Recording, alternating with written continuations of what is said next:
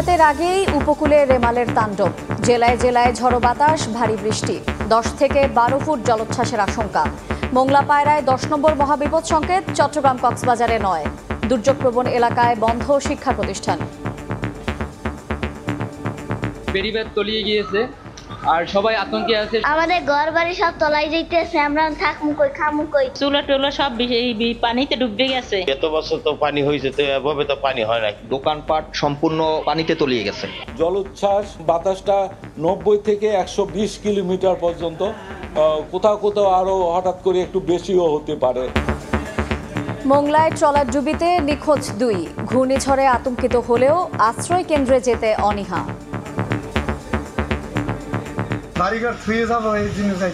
আমাদের সহায় সম্বল সবকিছু এখানে, শেষ সময় পর্যন্ত একটু দেখা। এগুলোর মায়াও ছাড়তে পারতেছে না, আবার মনে করেন ভয়তে তো ভিতরে থাকতে পারতেছে না। এই আশ্রয় কেন্দ্রে যাবো এসব ব্যাপারে কেউ কিছু জানায় না আমাদের।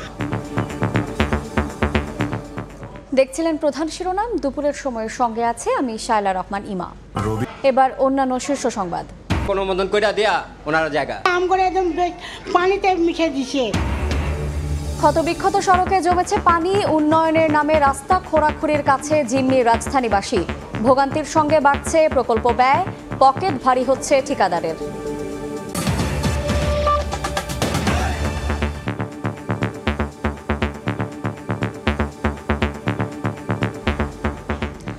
ঘূর্ণিঝড় রেমালের প্রভাবে ফুঁসে উঠেছে বঙ্গোপসাগর। জেলায় জেলায় ঝড়ো হাওয়ার পাশাপাশি বৃষ্টি হচ্ছে। ক্ষণে ক্ষণে শক্তি বাড়িয়ে আগ্রাসী রূপ ধারণ করছে ঘূর্ণিঝড়। নদীর পানি বেড়ে উপকূল ছাপিয়ে ঢুকে পড়ছে লোকালয়ে, ভেঙেছে বাঁধ। এদিকে মোংলায় ট্রলার ডুবির ঘটনায় নিখোঁজ রয়েছে শিশুসহ 2 জন।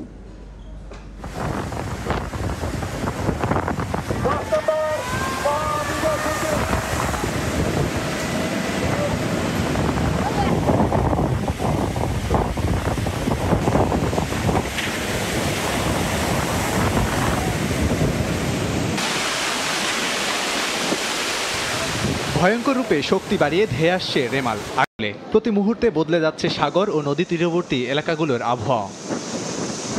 পূর্ণ শক্তি নিয়ে দেশের উপকূলে ঝড়ের অগ্রভাগ এগিয়ে আসছে, বয়ে যাচ্ছে দমকা ঝড়ো হাওয়া। সাগর ফুঁসে উঠেছে স্বাভাবিকের চেয়ে কয়েক গুণ বেশি মাত্রায়। গর্জন তুলে হুঙ্কার দিচ্ছে বড় বড় ঢেউ, জানান দিচ্ছে রেমেলের তেজ।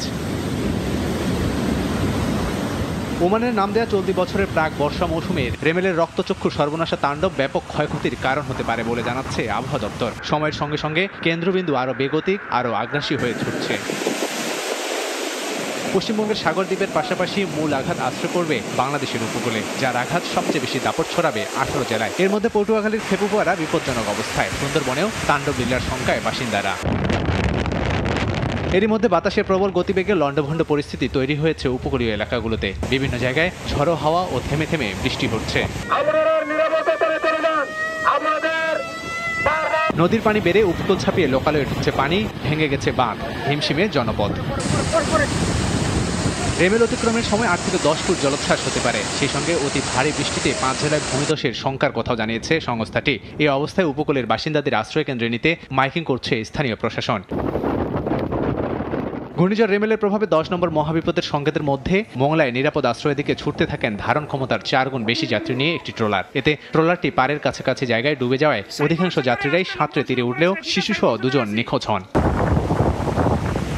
22 মে পশ্চিম মধ্য বঙ্গোপসাগরে লঘুচাপ সৃষ্টি হয়ে পরদিন নিম্নচাপে রূপ নেয়। 24 মে রাতে পরিণত হয় গভীর নিম্নচাপে। এরপর গভীর নিম্নচাপটি পর্যায়ক্রমে ঘূর্ণিঝড় রেমালে পরিণত হয়। আশ্রয় পড়ার পর প্রায় 12 থেকে 14 ঘন্টার মতো প্রভাব থাকবে রেমালের।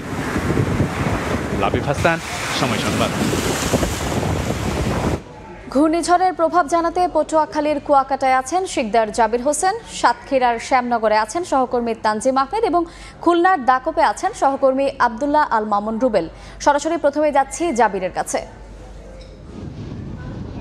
বেলা 11টার পর থেকেই ঘূর্ণিঝড় রেমাল প্রভাব পড়তে শুরু করেছে। এই মুহূর্তে আপনারা দেখতে পাচ্ছেন কুয়াকাটা সমুদ্র সৈকতে বড় বড় ঢেউ আশ্রয় পড়েছে, সমুদ্র যেন ফুঁসে উঠেছে। আসলে ঘূর্ণিঝড় রেমাল সন্ধ্যার পরে আঘাত হানলেও এর প্রভাব ইতিমধ্যে পড়তে শুরু করেছে কুয়াকাটা সৈকত এলাকাতে। আপনারা এই মুহূর্তে দেখতেই পাচ্ছেন সমুদ্র কতটা ফুঁসে উঠেছে, সেটা বাস্তবেই দেখা যাচ্ছে এই মুহূর্তে। তো এখন ভাটার সময় ঢেউয়ের তীব্রতা এবং জ্বরের চাপ এত বেশি থাকার কথা নয়। তো জ্বরের সময় অর্থাৎ 12টা, 12:30, 1টার দিকে এর চেয়ে বেশি জ্বরের পানি উচ্চতা ছিল। সৈকতের যে আশপাশের যে দোকানপাট ছিল সেই দোকানপাটের ক্ষতিগ্রস্ত হয়েছে ঢেউয়ের তোড়ে। তো আমরা পটুয়াখালীর উপকূলের বিভিন্ন নিম্নাঞ্চলে খোঁজ নিয়েছি। নিম্নাঞ্চলের রাঙ্গাবালির চালিতাবনিয়া ও চরমন্তাজের চরান্ডা এই জায়গাগুলোতে পানি উঠেছে। জোয়ারের পানির উচ্চতা 2 থেকে 3 ফুট বৃদ্ধির কারণে নিম্নাঞ্চল প্লাবিত হওয়ার খবর পাওয়া গেছে। বিশেষ করে চরান্ডার ভাঙা বেড়িবাঁধ দিয়ে পানি প্রবেশ করে লোকালয়ে তলিয়ে গেছে। এছাড়াও চালিতাবনিয়ার বিধ্বস্ত বেড়িবাঁধ, যেগুলো দীর্ঘদিনেও সংস্কার করা হয়নি, সেই বিধ্বস্ত বেড়িবাঁধ দিয়েও পানি প্রবেশ করছে। এছাড়াও যেগুলো অরক্ষিত বাঁধ, সেই অরক্ষিত বাঁধ ভাঙারও খবর পাওয়া গেছে। তো সব মিলিয়ে এই মুহূর্তে পটুয়াখালীর উপকূলে ঘূর্ণিঝড় মেরাল আতঙ্কে মানুষ ঘূর্ণিঝড় মেরালের চরমভাবে আতঙ্কে রয়েছেন উপকূলবাসীকে নিরাপদ আশ্রয়স্থলে আশ্রয় নেওয়ার জন্য বলা হয়েছে প্রশাসনের পক্ষ থেকে। সবগুলো সাইক্লোন শেল্টার এবং আশ্রয় কেন্দ্রগুলো উন্মুক্ত করে দেওয়া হয়েছে, খুলে দেওয়া হয়েছে। প্রশাসনের পক্ষ থেকে আশ্রয় কেন্দ্রে মানুষকে আশ্রয় নেওয়ার জন্য বলা হলেও এখনো পর্যন্ত মানুষজন আশ্রয় কেন্দ্রমুখী হচ্ছেন না। বিশেষ করে পটুয়াখালীর উপকূলের যে বিচ্ছিন্ন দ্বীপ চরকাশেম, চরান্ডা, এই বিচ্ছিন্ন দ্বীপগুলো যেখানে বেড়িবাঁধ কিংবা সাইক্লোন শেল্টার নেই, ঘূর্ণিঝড় আঘাত হানলে তাদের আশ্রয়ের কোনো সুযোগ নেই, সেই দ্বীপগুলো থেকেও কিন্তু এখনো পর্যন্ত মানুষ আশ্রয় নেয়নি নিরাপদ আশ্রয়স্থলে। তো সেক্ষেত্রে ঝুঁকি কিন্তু থেকেই গেছে। তো এভাবে যদি ঢেউয়ের তোড় এবং ঘূর্ণিঝড় রেমালের আঘাত হানতে থাকে, প্রভাব পড়তে থাকে, সেক্ষেত্রে সন্ধ্যার পরে কিন্তু ভয়াবহ পরিস্থিতি তৈরি হতে পারে। তো এতটুকু ছিল পটুয়াখালীর উপকূল থেকে আমার কাছে সবশেষ। সাতক্ষীরায় আছেন আমাদের সহকর্মী তানজিম, তার কাছে চলে যাচ্ছি আমরা সরাসরি। কথা যদি বলতে হয় তাহলে বলতে হবে এই মুহূর্তে মেঘের সাথে রোদের মিতালি, অর্থাৎ কিছুক্ষণ আগে কালো মেঘে ছেয়ে গিয়েছিল সাতক্ষীরার উপকূল এবং ভীষণ বৃষ্টি হচ্ছিল। এর কিছুক্ষণ পরে কিন্তু এখন আবার বৃষ্টি কমে কিছুটা রোদের দেখা মিলেছে আসলে। কিন্তু ঘূর্ণিঝড় রিমেলে যে এগিয়ে আসা সেটি কিন্তু থেমে নেই, এটির ক্রমান্বয়ে এগিয়ে আসছে এবং এর ফলে কিন্তু উপকূল জুড়ে এক ধরনের চাপা আতঙ্ক বিরাজ করছে। অর্থাৎ বলতে হবে সাতক্ষীরা যে উপকূলীয় এলাকাতে আমরা রয়েছি, এক পাশে শ্যামনগর, এক পাশে আশাশুনি, ঠিক এই উপজেলা দুটি কিন্তু সবচেয়ে ঝুঁকিপূর্ণ এবং প্রাকৃতিক দুর্যোগে বারবার বিপর্যস্ত উপজেলা। এবং এর ফলে আমরা সাতক্ষীরা উপকূলের কথা যদি বলতে চাই, 660 কিলোমিটারের মতো বেড়িবাঁধ রয়েছে। এর মধ্যে কিন্তু ঝুঁকিপূর্ণ এবং অধিক ঝুঁকিপূর্ণ 6 কিলোমিটারের মতো জায়গা। সেই জায়গাগুলোর কারণে কিন্তু আসলে যে উপকূলবাসী রয়েছেন, স্থানীয় বাসিন্দারা রয়েছেন, তারা বলছেন প্রতি বছরই কিন্তু বিভিন্ন ধরনের প্রাকৃতিক দুর্যোগে তাদের এখানে এই যে নিম্ন অঞ্চল প্লাবিত হয় এবং তাদের কিন্তু আসলে লবণ পানি সহ বিভিন্ন কারণে মাছের ঘের ভেসে যাওয়া, ফসলের উৎপাদন কমে যাওয়া সহ নানা ধরনের সংকটে পড়তে হয়। আমরা যে নদীতে রয়েছি দেখছি আসলে নদীর পানি কিন্তু ক্রমান্বয়ে বাড়ছে। একদিকে আসলে জোয়ারের পূর্ণিমা জোয়ার রয়েছে, অপরদিকে রয়েছে এই যে ঘূর্ণিঝড় রিমেলের প্রভাব এবং এটি ক্রমশ এগিয়ে আসার কারণে কিন্তু নদ নদীর পানি 3 থেকে 4 ফুটের বেশি বাড়ছে। এবং কিছুক্ষণ আগে আবহাওয়া অধিদপ্তরের তথ্য অনুযায়ী আমরা জানতে পেরেছি 8 থেকে 10 ফুটের বেশি কিন্তু আসলে যে জলোচ্ছ্বাস যদি হতে পারে, সেক্ষেত্রে কিন্তু এখানে স্থানীয় যারা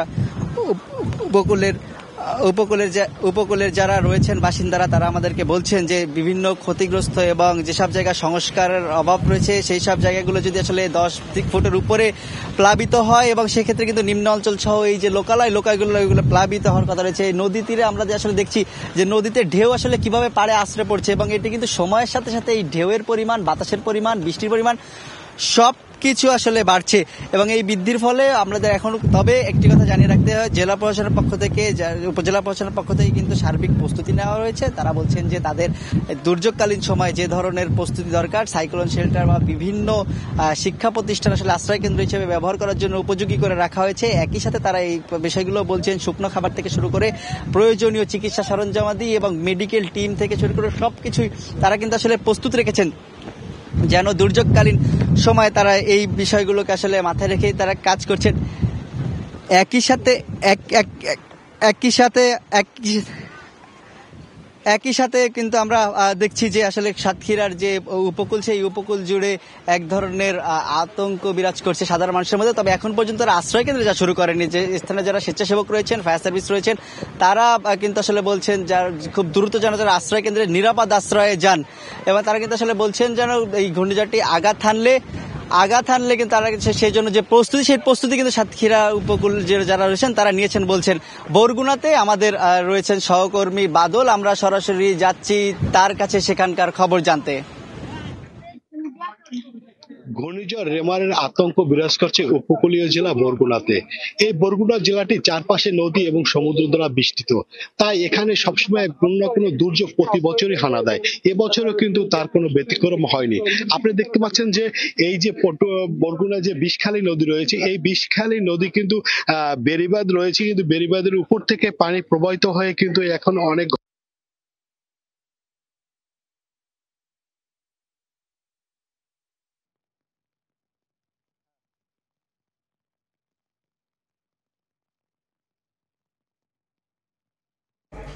উপকূলীয় বিভিন্ন অঞ্চল থেকে ঘূর্ণিঝড় রেমালের খবর জানাচ্ছিলেন সহকর্মী বীন্দ্র। ঘূর্ণিঝড় রেমাল নিয়ে আলোচনায় স্টুডিওতে আছেন সহকর্মী রাশেদ লিমন। রাশেদ, আপনাকে স্বাগতম। ঘূর্ণিঝড় রেমালের সবশেষ পরিস্থিতি সম্পর্কে আমাদের জানাবেন। পরিস্থিতি যদি বলি, একটা জিনিস কিন্তু আমরা কিন্তু আমাদের সহকর্মীরা যখন সরাসরি যুক্ত ছিলেন, একটা কিন্তু খেয়াল করেছি আমরা এর আগের যে রিসেন্ট সময়ে যে ঘূর্ণিঝড়গুলো, সেগুলো কিন্তু আমরা যখন দেখলাম হিট করে যে সময়টাতে, তার আগে আগে এমন তাণ্ডব শুরু হয়। কিন্তু এখনো কিন্তু প্রায় 12 ঘন্টারও যে আবহাওয়া দপ্তরের যে হিসেবটা, সেখানে কিন্তু 12 ঘন্টারও বেশি সময় আছে। কিন্তু এমন তার আগেই যে তাণ্ডব বা আমরা যে ছবিগুলো দেখলাম, তাতে কিন্তু আসলে মনে হয় এটি আসলে সেই আইলার কথা মনে করে। আজকে কিন্তু ব্রিফিংয়েও বলা হয়েছিল যে একই জায়গায়, কাছাকাছি জায়গায় হিট করছে। আর আমরা যদি একটু এই পাশটা এসে যদি দেখি যে উইন্ডির যে হিসেবটা, সেই হিসেবে কিন্তু আমরা যদি একটু এগিয়ে যাই সামনে, যে সময়টা অর্থাৎ রাত 12টার পরে বা 12টা নাগাদ, তা 12টা থেকে 3টা, এখন এই মুহূর্তে প্রায় 200 কিলোমিটার, মানে পায়রাবন্দর থেকে 200 কিলোমিটার দূরে অবস্থান করছে। এরপরে যখন আসলে এরপরে যদি আমরা দেখি যে সেই 200 কিলোমিটার তারা 10 থেকে 20 কিলোমিটার বেগে এগিয়ে আসছে, এবং সেটি যদি এভাবে এগিয়ে আসে, তাহলে আসলে রাত 12টা থেকে 3টা পর্যন্ত এই সময়টাতে কিন্তু আসলে মূল যে আঘাত হানা বা হিট করা, সেটি বাংলাদেশে করার কথা। এবং সেটি যদি করে, আমরা যদি এখনো পর্যন্ত বলা হচ্ছে ঠিক কুয়াকাটার পরে হচ্ছে খেপুপাড়া, মহিপুর, আলিপুর, কলাপাড়া এই অঞ্চলটা থেকে নিয়ে আসবে, কিন্তু সেইটি কিন্তু আসলে বারবার আইলা সিডরের ওই কথাটা মনে করে দিচ্ছে। এবং ওই সময় বাতাসের যে গতিবেগ, সেই গতিবেগ ধারণা করা হচ্ছে যে, বা পূর্বাভাস যেটা বলা হচ্ছে, সেটা কিন্তু বাতাসের গতিবেগ 110 থেকে 130 কিলোমিটার হতে পারে। স্বাভাবিকভাবেই সেই ভয়াবহতা বা সেই তাণ্ডবের কথা কিন্তু আসলে অনুমান করা যায়। এরপরে আমরা সীমা, এই যে রাশেদ, এই যে আপনি উপকূলীয় অঞ্চলগুলোর কথা বলছেন, দুর্যোগ প্রবণ এলাকাগুলো, এখানে আসলে কোথায় কোন সংকেত নির্দেশনা দেওয়া হয়েছে? সংকেতের বিষয়টা দেওয়ার আগে আমি একটু মানে পূর্বাভাস নিয়ে আরেকটু বলতে পারি যে সময়টাতে দেওয়া হচ্ছে, অর্থাৎ 12টা থেকে 3টা, আমরা এই মুহূর্তে যদি বলি দিনের বেলা বা এই সময়টাতে সন্ধ্যা 7টার মধ্যে, 5টা থেকে 7টা একটা ভাটার সময় ছিল। এই সময়টা যদি আঘাত হানতো, তাহলে কিন্তু সেই সিডর বা আইলার, বিশেষ করে আইলার কথা বারবার বলা হচ্ছে, আইলার কথা সেটি মনে পড়তো না, কিন্তু ওটাও কিন্তু ঠিক পিক জোয়ারের যে টাইম, সেই সময়টাতে আঘাত আনার কারণে কিন্তু জলোচ্ছ্বাসের মাত্রা কিন্তু বেড়েছে। আমরা কিন্তু বারবার দেখছি পূর্বাভাসে, যখন বিভিন্ন পূর্বাভাসগুলো দেওয়া হচ্ছে, তখন কিন্তু জলোচ্ছ্বাসের কথা বলা হচ্ছে, সেটি প্রথম 8 থেকে 12 ফুট উচ্চতার কথা বলা হচ্ছে, এখন কিন্তু সেটা বলা হচ্ছে 10 থেকে 12 ফিট। এবং সেটি যদি হয়, আমরা কিন্তু এরই মধ্যে দেখেছি বরগুনার বিভিন্ন জায়গায় কিন্তু এরই মধ্যে কিন্তু পানি ঢুকে গেছে। আমরা একটু বাচ্চা শিশুর কথা বলছিলাম, সে বলছে যে আমাদের ঘরের মধ্যে তো পানি ঢুকে গেছে, আমরা এখন কি করব, কোথায় যাব, সেই বিষয়টি। এরপর আসি, আপনি যেটি বলছিলেন যে সংকেতের কথা, আসলে 10 নম্বর মহাবিপদ সংকেত কিন্তু বিভিন্ন জায়গায় রয়েছে, এবং বিশেষ করে পায়রা এবং মোংলা বন্দরে কিন্তু 10 নম্বর সতর্কতা সংকেত দেখা হচ্ছে। এছাড়া উপকূলীয় যে জেলাগুলো রয়েছে, খুলনা, সাতক্ষীরা, বাগেরহাট, পিরোজপুর, ঝালকাঠি, বরগুনা, ভোলা, পটুয়াখালী, এইসব এলাকার উপকূলীয় অঞ্চল এবং এর অদূরবর্তীতে যে চরগুলো রয়েছে, সেখানে কিন্তু আসলে 10 নম্বর মহাবিপদ সংকেত, সেই মহাবিপদ সংকেত কিন্তু দেখিয়ে যেতে বলা হয়েছে। এর পাশাপাশি আমরা যদি বলি যে 10-এর পাশাপাশি 9 নম্বর যে মহাবিপদ সংকেত, আমরা জানি 9 থেকে মহাবিপদ সংকেত, সেটি কিন্তু আসলে কক্সবাজার এবং চট্টগ্রামে যে সমুদ্র বন্দর রয়েছে, সেই সমুদ্র বন্দর রয়েছে। এছাড়াও এই জেলাগুলোর জেলাগুলো অর্থাৎ চট্টগ্রাম, কক্সবাজার, ফেনী, কুমিল্লা, নোয়াখালী, লক্ষ্মীপুর এবং চাঁদপুর এর যে উপকূলীয় জেলাগুলো রয়েছে সেখানে কিন্তু এই 9 নম্বর মহাবিপদ সংকেত সেটি কিন্তু রয়েছে। এবং এছাড়া কিন্তু আমরা যদি বলি যে এই বিষয়গুলোর পাশাপাশি বেশ কিছু এই সব জেলার অর্থাৎ এই পাশে বরিশাল, খুলনা থেকে শুরু করে এই পাশে চট্টগ্রাম, কক্সবাজার, ফেনী এই সব জেলার যে এলাকা অর্থাৎ স্থলভাগের এই পাশটা অর্থাৎ উপকূলীয় এলাকা থেকে বাইরে যে জায়গাগুলো রয়েছে সেখানে কিন্তু 4 নম্বর যে সংকেত সেটি কিন্তু দেখাতে বলা হয়েছে। তো এর মধ্যে আমরা দেখেছি যে সরকারের পক্ষ থেকে যে বারবার যে সাইক্লোন সেন্টারগুলো রয়েছে বা যে স্কুলগুলো সার্কেল সেন্টার হিসেবে ব্যবহার করা হয় সেই সাইক্লোন সেন্টার বিভিন্ন শেল্টারে যাওয়ার জন্য বারবার অনুরোধ করা হচ্ছে এবং এর মধ্যে বেশ কিছু মানুষ কিন্তু সেখানে গিয়ে আশ্রয় নিয়েছে। এই বিষয়ে আমার হাতে একটি প্রতিবেদন রয়েছে, সেটি এখন দেখে নেব।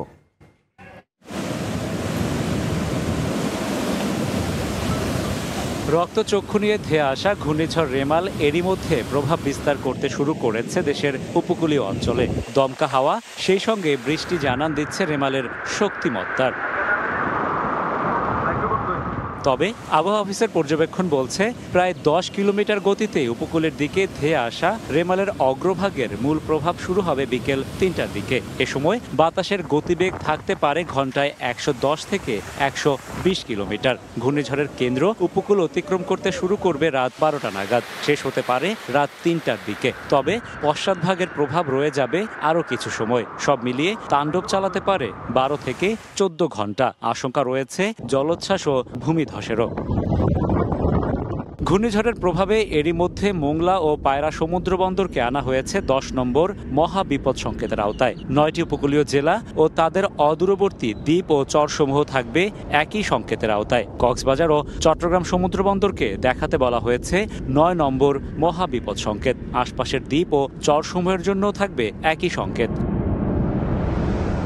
ঘূর্ণিঝড়ের প্রভাবে উপকূলে 8 থেকে 12 ফুট উচ্চতার জলোচ্ছ্বাসের আশঙ্কা করা হচ্ছে। খুলনা, সাতক্ষীরা, বাগেরহাট, পিরোজপুর, ঝালকাঠি, বরগুনা, বরিশাল, ভোলা, পটুয়াখালী, ফেনী, কুমিল্লা, নোয়াখালী, লক্ষ্মীপুর, চাঁদপুর, চট্টগ্রাম, কক্সবাজার প্লাবিত হতে পারে বায়ুতাড়িত এমন জলোচ্ছ্বাসে। রেমালের প্রভাবে দমকা ও ঝড়ো হাওয়া সহ ভারী থেকে অতি ভারী বৃষ্টি হতে পারে। অতি ভারী বর্ষণের প্রভাবে কক্সবাজার, বান্দরবান, রাঙামাটি, খাগড়াছড়ি ও চট্টগ্রামের পাহাড়ি অঞ্চলে শঙ্কা রয়েছে ভূমিধসের। পূর্বের কোনো ঘূর্ণিঝড়ের সঙ্গে তুলনা করতে না চাইলেও রেমেলের গতি প্রকৃতি পর্যবেক্ষণ করে ভয়াবহতার কমতি দেখছে না আবহাওয়া অফিস। আর তাই উপকূলবাসীকে দ্রুত নিরাপদে সরে যাওয়ার আহ্বান সংস্থাটির। এর যে কেন্দ্র এটি মধ্যরাতের মধ্যে এটা বাংলাদেশের উপকূল অতিক্রম সম্পন্ন হবে। জলোচ্ছ্বাস, ভারী বর্ষণ এবং সেই সাথে দমকা থেকে জোরো হাওয়ার বাতাসটা 90 থেকে 120 কিলোমিটার পর্যন্ত, কোথাও কোথাও আরও হঠাৎ করে একটু বেশিও হতে পারে এবং তার আগে পরে এই যে প্রভাব এটা খুব ভয়াবহ অবস্থায় হবে। স্থলভাগে উঠার পর বাংলাদেশের উপরে উঠে এটা মানে ল্যান্ড ডিপ্রেশন, তখন স্থল নিম্নচাপে পরিণত হয়ে বাংলাদেশের উপরে আগামীকাল হোল ডে এটার প্রভাবে বৃষ্টিপাত হবে। উপকূলবাসীর পাশাপাশি গভীর সাগরে অবস্থানরত মাছ ধরার নৌকা ও ট্রলারকেও নিরাপদ আশ্রয়ে চলে যাওয়ার পরামর্শ আবহাওয়া অধিদপ্তরের। রাশেদ বাপ্পি, সময় সংবাদ, ঢাকা। ইমা, আমরা কিন্তু দেখলাম বাপ্পির প্রতিবেদনটায় যে পূর্বাভাস যেতে দিতে তাতেই আসলে বোঝা যায় ভয়াবহতা কত হতে পারে এবং এই ভয়াবহতা দেখে আসলে মানুষ সতর্ক হয়ে যত দ্রুত আশ্রয় কেন্দ্রে আসবে এই ক্ষয়ক্ষতির পরিমাণ আসলে ততই কম হবে। তো এই মুহূর্তে বাকি জায়গার কি অবস্থা আমরা কিন্তু বেশ কিছু জায়গায় দেখলাম। এরপরে কক্সবাজার, বাগেরহাট, ভোলায় আমাদের সহকর্মীরা রয়েছেন, সেখানকার কি অবস্থা সেটি জানবো। শুরুতে যাব কক্সবাজারে আছেন সহকর্মী সুজাউদ্দিন রুবেলের কাছে। রুবেল,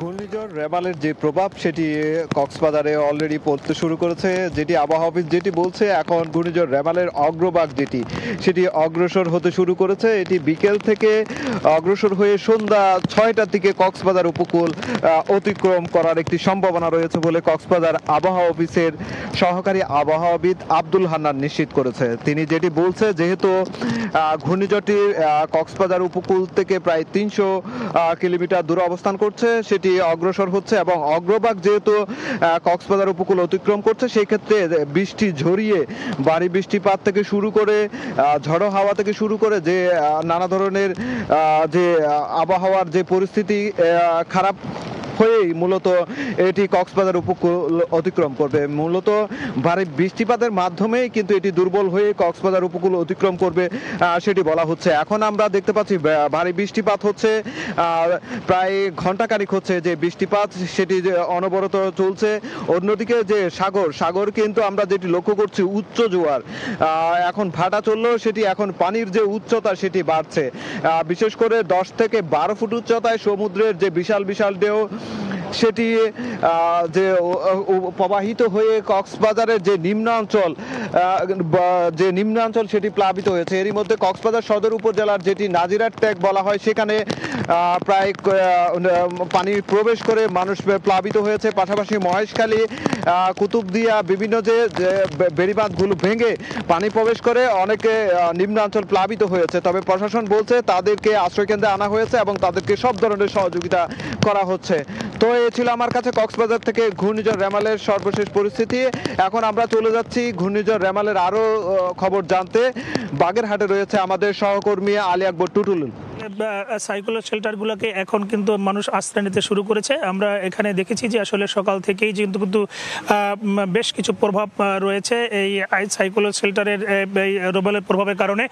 এখানে আসলে আমরা দেখেছি যে বিভিন্ন ধরনের এখানে নানাবয়সী মানুষ কিন্তু এখানে আশ্রয় নিয়েছে। আমরা দেখছি যে এখানে কিন্তু গবাদি পশু তারা নিয়ে আসছে আশ্রয় কেন্দ্রে এবং অনেকে তাদের জীবন বাঁচাবার জন্যই কিন্তু তারা কিন্তু এখানে ছুটে আসছেন। এবং সাইক্লোন শেল্টারে প্রায় আমরা 4টি রুম রয়েছে। এখানে রুমে প্রত্যেকটি রুমে কিন্তু রয়েছে এখানে কিন্তু গবাদি পশুর পাশাপাশি এবং আমরা যদি সাইক্লোন শেল্টারে যে মানুষগুলো রয়েছে তারা কিন্তু অনেকেই তারা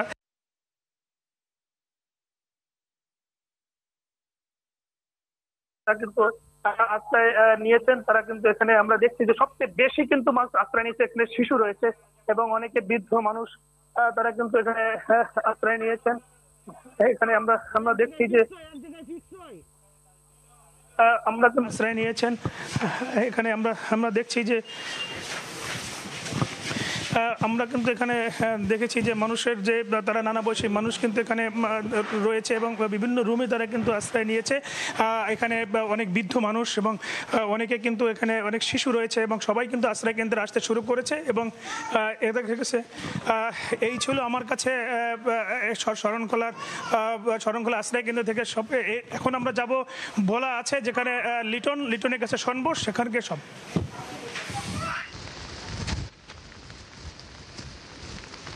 ঘূর্ণিঝড় রেমালের প্রভাবে যখন সকাল থেকে গুড়ি গুড়ি বৃষ্টি হচ্ছিল ভোলায়, মাঝে মাঝে রোদও মেঘলা আকাশের ফাঁক দিয়ে রোদও উকি মেরেছিল। কিন্তু কিছুক্ষণ আগে মানে এখন থেকে ঘন্টাখানেক আগে ভোলার মেঘনা নদীতে জোয়ার এসেছিল। জোয়ারের পর থেকে অনেকটা রূপ ধারণ করেছে মেঘনা। বিশাল বড় বড় ঢেউ এখন আসতে পড়ছে তীরে। আমরা দেখতে পাচ্ছি যে মেঘনার এই দৌলতখানের এই এলাকা এক একটা বিরাট বিরাট ঢেউ এসে তীরে আসতে পড়ছে, বৃষ্টি পড়ছে, সাথে দমকা হাওয়া। এক ধরনের ভীতিকর পরিস্থিতি এখন মেঘনা নদীর তীরে। আর ক্ষয়ক্ষতির কথা যদি বলি, আরো 1 ঘন্টা আগে ভোলার সাগরকুলের ঢাল চরে প্রায় 5 ফুট পানিতে ঘর বাড়ি সব তলিয়ে গেছে। সেখানে প্রায় 10,000-এরও বেশি মানুষ পানিতে নিমজ্জিত রয়েছে বলে স্থানীয় চেয়ারম্যান আমাদেরকে জানিয়েছে। এছাড়া মনপুরার চর নিজাম, কলাতলির চর জহিরুদ্দিন সহ মেঘনার মধ্যবর্তী যে সমস্ত চরাঞ্চলগুলো রয়েছে সেই চরাঞ্চলগুলোতে আসলে এখন জোয়ারের পানিতে প্লাবিত হয়ে রয়েছে। আর সকাল থেকে দ্বীপ জেলা ভোলা আসলে দেশের মূল ভূখণ্ডের সাথে সম্পূর্ণ বিচ্ছিন্ন রয়েছে। এখানকার সব ধরনের নৌযান চলাচল বন্ধ করে দিয়েছে। আসলে দিন যত শেষ হয়ে সন্ধ্যার দিকে এগোচ্ছে ততই কিন্তু আসলে ভীতিকর পরিস্থিতি সৃষ্টি হচ্ছে। আমরা কিছুক্ষণ আগে এদিকে জেলেপল্লীগুলিতে ঘুরে দেখেছি, জেলেপল্লীর লোকজন এখন পর্যন্ত আশ্রয় কেন্দ্রে না গেলেও তারা এক ধরনের উৎকণ্ঠার মধ্যেই তাদের ঘরগুলোতে যে ছোট ছোট কাঁচা ঘরগুলো রয়েছে সেই ঘরগুলোতে তারা অবস্থান করছে। পানি উন্নয়ন বোর্ড অবশ্য বলছে যে এখন পর্যন্ত তাদের কোনো ঝুঁকি নেই। আমরা যেটা জানতে পেরেছি যে স্বাভাবিকের চেয়ে আজকের এই দুপুরের জোয়ারে 4 থেকে 5 ফুট বেশি পানি মেঘনায় এসেছে। তবে সব মিলিয়ে সন্ধ্যার আগ মুহূর্তে বা বিকেল যত গড়িয়ে আসবে ততই এই মেঘনা পাড়ের মানুষ এবং চরাঞ্চলের মানুষের মধ্যে উদ্বেগ উৎকণ্ঠা বাড়তে থাকবে। তো এই ছিল আমার কাছে ভোলার দৌলত খান থেকে ঘূর্ণিঝড়ের সর্বশেষ খবর। জি, ধন্যবাদ লিটন আপনাকে আমাদের সঙ্গে যুক্ত হওয়ার জন্য, এবং আপনি সাবধানে থেকে কাজ করবেন। আমরা ইমা দেখলাম সহকর্মীরা বিভিন্ন জায়গা থেকে কিন্তু জানাচ্ছিলেন সেখানের কি অবস্থা, এবং বিশেষ করে ভোলায় যে সবশেষ আমরা দেখলাম সেখানে কিন্তু বোঝাই যাচ্ছে যে অগ্রভাগের যে প্রভাব সেটাই কিন্তু একটা তাণ্ডব শুরু হয়ে গেছে। এই অবস্থায় রাশেদ আসলে সরকার কিংবা স্থানীয় প্রশাসন থেকে কি কি পদক্ষেপ নেওয়া হয়েছে? স্থানীয় প্রশাসন কিন্তু আমরা দেখেছি যথেষ্ট তৎপর রয়েছে। দুর্যোগ ব্যবস্থাপনা মন্ত্রণালয় তারা কিন্তু আসলে আবহাওয়া অধিদপ্তরের সঙ্গে যোগাযোগ করে কখন কি হবে সেটি জেনে নিচ্ছেন, এবং সেই অনুযায়ী কিন্তু তাদের যে প্রস্তুতি সে প্রস্তুতিও সেরে নিয়েছেন। এবং কিছুক্ষণ আগে কিন্তু মন্ত্রণালয়ের পক্ষ থেকে আনুষ্ঠানিকভাবে যে ব্রিফিং করে তাদের প্রস্তুতির খবরটিও জানিয়েছেন। আমরা একটু সেটি দেখে নেব এখন। আমাদের পর্যাপ্ত আশ্রয় কেন্দ্র আছে, প্রায় 8 লক্ষের বেশি মানুষ অলরেডি আশ্রয় নিয়েছে। আমাদের সমস্ত সেনাবাহিনী, কোস্টগার্ড, আমাদের নৌবাহিনী এবং আমাদের সিভিল প্রশাসন, আমাদের লোকাল প্রশাসন সবাই আমরা ঐক্যবদ্ধভাবে এটার ফেস করার জন্য আমরা তৈরি হয়ে আছি। সমস্ত মন্ত্রণালয়ের এবং আমরা ছুটি বাতিল করা হয়েছে।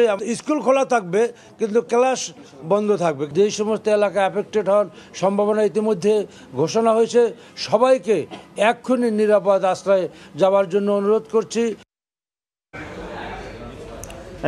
দেখলাম আমরা যদি আরেকটু দেখি প্রস্তুতিটা কেমন বা কোন কোন ইয়াতে কি কি বিষয় প্রস্তুতিগুলো নেওয়া আছে, সেখানে কিন্তু আমরা দেখলাম যে উপকূলীয় যে 9টি জেলা রয়েছে সেখানে যে বিশেষ প্রস্তুতি অর্থাৎ যে আশ্রয়নগুলো রয়েছে অর্থাৎ আশ্রয় কেন্দ্রগুলো রয়েছে সেগুলোকে প্রস্তুত করা। এখানে ধরা হচ্ছে উপকূলীয় জেলা ধরে প্রায় 30 লাখ মানুষ রয়েছে এবং তাদের জন্য 9,000 আশ্রয় কেন্দ্র, এবং সেখানে এরই মধ্যে 8 লাখ মানুষ আশ্রয় নিয়েছে বলে আসলে ব্রিফিংয়ে জানানো হয়েছে। যদিও আমরা কিন্তু দেখেছি যে এখনো মানুষের মধ্যে অনীহায়, জানতে যেই মানুষগুলো আসলে বছরের পর বছর দিনের পর দিন এমন ঘূর্ণিঝড়ের সঙ্গে লড়াই করে করে তারা আসলে শেষ মুহূর্ত পর্যন্ত অপেক্ষা করতে চায়, এই প্রবণতা থেকে বেরিয়ে আসার জন্যই কিন্তু আমরা দেখেছি বিভিন্ন জায়গায় আশ্রয় কেন্দ্রে যেতে মাইকিং করা হচ্ছে, এবং সেখানে বলা হয়েছে যে এখানে যে বিশুদ্ধ খাবার বা পানি এই যারা থাকবে, বিশেষ করে আগামীকালকে পুরো দিনও কিন্তু আসলে যে তাণ্ডব চালাবে এটা পূর্বাভাস কিন্তু দেখেছি। সেই সময়টাতে আসলে কিন্তু এই খাবার পানি বা বাকি বিশুদ্ধ পানি সহ অন্যান্য যে বিষয়গুলো রয়েছে সেগুলো কিন্তু আসলে তৈরি করে রাখা হয়েছে। এর পাশাপাশি যদি আমরা আরও যে বিষয়গুলো দেখি, যে এই দেখলাম আমরা যে সংশ্লিষ্ট যে মন্ত্রণালয় রয়েছে বা সিটি কর্পোরেশন সহ অন্যান্য জায়গায় তাদের কিন্তু ছুটি বাতিল করা হয়েছে। দুর্যোগ প্রবণ এলাকায় কিন্তু শিক্ষা প্রতিষ্ঠান বন্ধ করে দেওয়া হয়েছে। এছাড়া ঢাকার সঙ্গে চট্টগ্রাম, কক্সবাজার এবং কলকাতার যে বিমান চলাচল সেটি কিন্তু আমরা জানি সকাল থেকে বন্ধ করে দেওয়া আছে। গতকাল থেকেই কিন্তু অভ্যন্তরের যে নৌ চলাচল সেটি কিন্তু বন্ধ করা হয়েছে, এবং কিছুক্ষণ আগে যেটা জানলাম বঙ্গবন্ধু টানেল সেটাও কিন্তু আপাতত চলাচলের জন্য বন্ধ রাখা হয়েছে। তো সবকিছু মিলিয়ে আসলে প্রস্তুতি নেওয়া হয়েছে। মানুষ যদি আর একটু সচেতন হয়ে দ্রুত এই আশ্রয় কেন্দ্রগুলো আসে তাহলে হয়তোবা যে মালের ক্ষতি যেটা হবার সেটা হবে, কারণ যেহেতু বলছিলাম জোয়ার এবং সবকিছু মিলে যে সময়টা আঘাত হানবে হবে, কিন্তু জানের যে ক্ষয়ক্ষতি সেটি আসলে যে তুলনামূলক কম হবে। রাশেদ, আপনাকে অসংখ্য ধন্যবাদ গুরুত্বপূর্ণ আলোচনার জন্য। স্টুডিওতে এতক্ষণ আমাদের সঙ্গে আলোচনায় যুক্ত ছিলেন সহকর্মী রাশেদ লিমন। এবার ক্ষমতার অপব্যবহার করে গ্রামীণ ব্যাংক থেকে পারিবারিক মালিকানাধীন প্রতিষ্ঠানকে ঋণ দেওয়ার অভিযোগ উঠেছে সাবেক চেয়ারম্যান ডক্টর ইউনূসের বিরুদ্ধে। এমনকি পরবর্তীতে ঋণ পরিশোধে ব্যর্থ হলে সুকৌশলে মওকুফও করিয়ে নেন তিনি। বেলা 12টায় দুদকের প্রধান কার্যালয়ে এই সংক্রান্ত অভিযোগ জমা দেন গ্রামীণ ব্যাংকের ডিএমডি প্রদীপ কুমার সাহা। তিনি বলেন, 90-এর দশকে ডক্টর ইউনূস গ্রামীণ ব্যাংকের চেয়ারম্যান থাকাকালে নিয়ম নীতির তোয়াক্কা না করেই পারিবারিক প্রতিষ্ঠান প্যাকেজেস কর্পোরেশন লিমিটেডকে 9.5 কোটি টাকার ঋণ প্রদান করেন। এছাড়া বিনা টেন্ডারে পারিবারিক প্রতিষ্ঠানকে কোটি কোটি টাকার প্রিন্টিং ছাপানোর কাজ দিয়ে বিপুল সুবিধা গ্রহণ করেন। 40 বছরের নিরীক্ষা রিপোর্টে এই তথ্য উঠে এসেছে দাবি করে গ্রামীণ ব্যাংক সংশ্লিষ্টরা বলছেন, ডক্টর ইউনূস ভূমিহীন দরিদ্র মানুষের ভাগ্য উন্নয়নের পরিবর্তে নিজের ভাগ্য উন্নয়ন করেছেন। এ সময় দুদককে অনিয়ম দুর্নীতি তদন্ত করে তার বিরুদ্ধে ব্যবস্থা গ্রহণের দাবি জানানো হয়।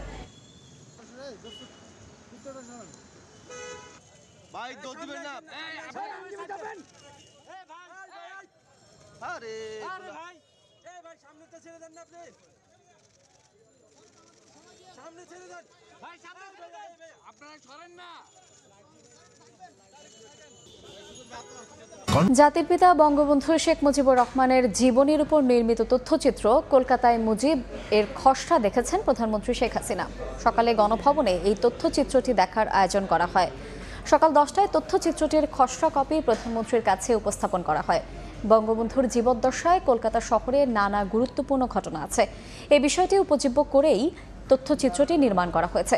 প্রধানমন্ত্রীর উপপ্রেস সচিব সাখাওয়াত মুন গণমাধ্যমকে জানান, খসড়া কপি দেখার পর নির্মাণ সংশ্লিষ্টদের প্রয়োজনীয় নির্দেশনা দিয়েছেন বঙ্গবন্ধু কন্যা। তথ্যচিত্রটি পরিচালনা করেছেন ভারতের প্রখ্যাত চলচ্চিত্র নির্মাতা গৌতম ঘোষ।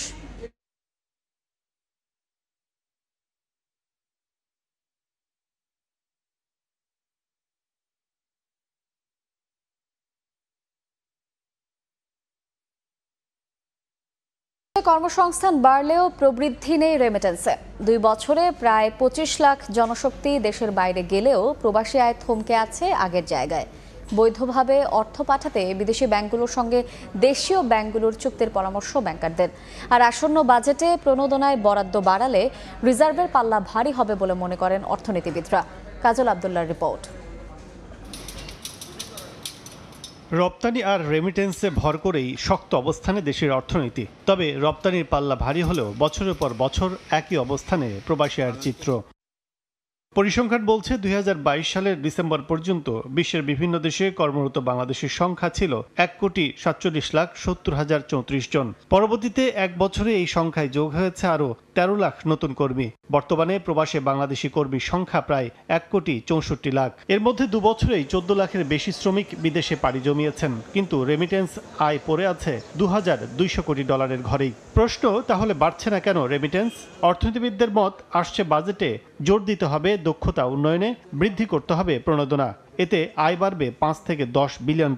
আমরা চাইলে কিন্তু $5 থেকে $10 বিলিয়ন অ্যাডিশনাল যে রেমিটেন্স সেটা কিন্তু ফর্মাল চ্যানেল নিয়ে আসতে পারি। ব্যাংকাররা বলছেন, প্রবাসী অর্থ প্রেরণের ব্যবস্থাপনা সহজ করতে ব্যাংকের শাখা নয়, চুক্তি করতে হবে সংশ্লিষ্ট দেশগুলোর ব্যাংকের সঙ্গে। এখন আর যে টেকনোলজি ডেভেলপমেন্ট করেছে, এখন শুধু আমাদের এই বাংলাদেশের অফিস ওখানে ট্রান্সফার করে কোনো দরকার নেই, বরং ওই দেশের ব্যাংক বা এক্সচেঞ্জগুলোর সাথে যে লিগ্যাল অ্যারেঞ্জমেন্ট করলে সেইটাই আমাদের সবচেয়ে ইফেক্টিভ হবে। প্রবাসী আয় বাড়ানোর জন্য রেমিটেন্স প্রেরণকারীদের অআর্থিক সুবিধা হিসেবে স্বদেশে ফিরে এলে কর্মসংস্থানে অগ্রাধিকার ভিত্তিতে সরকারি সেবা প্রদান, বিমানবন্দরে অভ্যর্থনা দেয়া সহ সব ধরনের কার্যক্রম দ্রুত শেষ করার দিকেও গুরুত্ব দেওয়ার পরামর্শ সংশ্লিষ্টদের। কাজল আব্দুল্লাহ, সময় সংবাদ, ঢাকা। আবারও রেমালের খবর। ঘূর্ণিঝড়ের প্রভাবে অনেকটা বিপর্যস্ত দেশের আমদানি রপ্তানি বাণিজ্য। ঘূর্ণিঝড়ে ক্ষতি এড়াতে চট্টগ্রাম বন্দরের সব কার্যক্রম বন্ধ রেখে জেটিতে অবস্থানরত 16টি মাদার ভেসেলকে গভীর সাগরে পাঠিয়ে দেওয়া হয়েছে। সাখাওয়াত টিপুর ক্যামেরায় বিস্তারিত জানাচ্ছেন কমল দে। ঘূর্ণিঝড় রেমালের প্রভাবে অনেকটা বিপর্যস্ত দেশের আমদানি রপ্তানি বাণিজ্য। চট্টগ্রাম বন্দরে অ্যালার্ট 4 জারির পরপরই জেটিতে অবস্থানরত 16টি মাদার ভেসেলকে পাঠিয়ে দেওয়া হয়েছে গভীর সাগরে। সকালের জোয়ারে এসব জাহাজ জেটি ছেড়ে গভীর সাগরের দিকে চলে যায়। মূলত তারা তাদের 2টি ইঞ্জিন সচল রেখে এই ঘূর্ণিঝড় মোকাবেলা করবে। একই সাথে বহির্নোঙরে অবস্থানরত 49টি জাহাজের পণ্য ওঠানামা বন্ধ রেখে তাদেরকেও নিরাপদ দূরত্বে চলে যাওয়ার নির্দেশনা দিয়েছে চট্টগ্রাম বন্দর কর্তৃপক্ষ। জেটিতে জাহাজ অবস্থান থাকলে ঘূর্ণিঝড়ের সময় জেটি এবং জাহাজ দুটি ক্ষতিগ্রস্ত হওয়ার সংখ্যা থেকে যায়। আর তাই বন্দর কর্মকর্তারা অ্যালার্ট 4 জারির মাধ্যমে এইসব জাহাজকে গভীর সাগরে পাঠিয়ে দিয়ে বন্দরকে নিরাপদ করেছে। পণ্য ওঠানামা যেমন বন্ধ রয়েছে, তাই এখানে ব্যবহৃত গ্যান্ট্রি ক্রেন সহ বিভিন্ন যন্ত্রপাতি শক্ত করে বেঁধে রাখারও নির্দেশনা দেওয়া হয়েছে। পণ্য ওঠানামা বন্ধ থাকায় ডেলিভারিও বন্ধ। বলা চলে দেশের আমদানি রপ্তানি বাণিজ্য এক প্রকার বন্ধ রয়েছে এই ঘূর্ণিঝড় রেমালের কারণে, যার কারণে আর্থিক ক্ষতি হবে অন্তত 200 কোটি টাকার বেশি। চট্টগ্রাম বন্দর থেকে কমল দে, সময় সংবাদ। এ পর্যায়ে শীর্ষ সংবাদগুলো জানিয়ে দিচ্ছে আরেকবার।